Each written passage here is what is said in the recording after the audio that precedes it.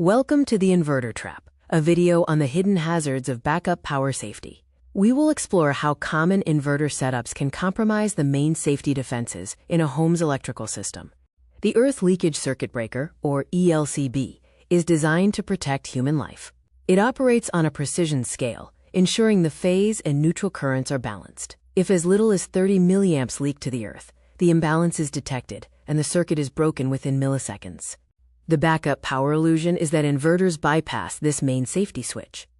When utility power fails, an inverter becomes an unmonitored power source, potentially creating a lethal condition. This leads to the auto-on paradox. A shock occurs.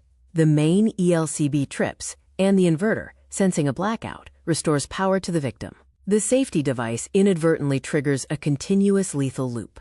Physical isolation creates a blind spot. Once the main ELCB trips, the battery and inverter form the island of danger. The main ELCB can no longer see the current flow, leaving the system unprotected. The solution is localized output protection. We must trap the danger at the new source. Secondary protection, such as a dedicated residual current circuit breaker, or RCCB, must be installed at the inverter's output.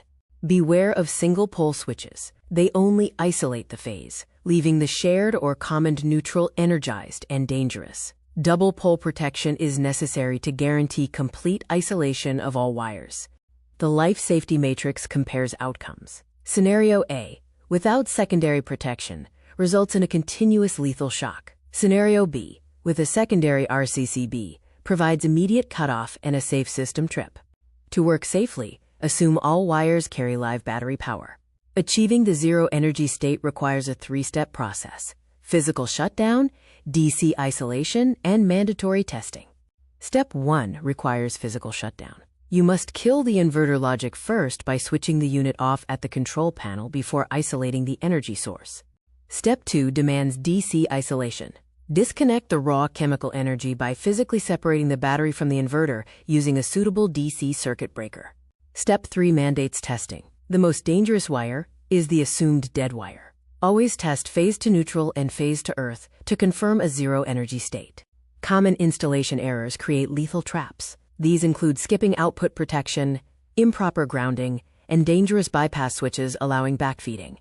True safety requires layered protection in the safe home ecosystem. This includes the grid ELCB as the gate, the DC breaker at the source, and the secondary output ELCB at the output. Always respect the invisible power source. To maintain safety, test, isolate, never assume.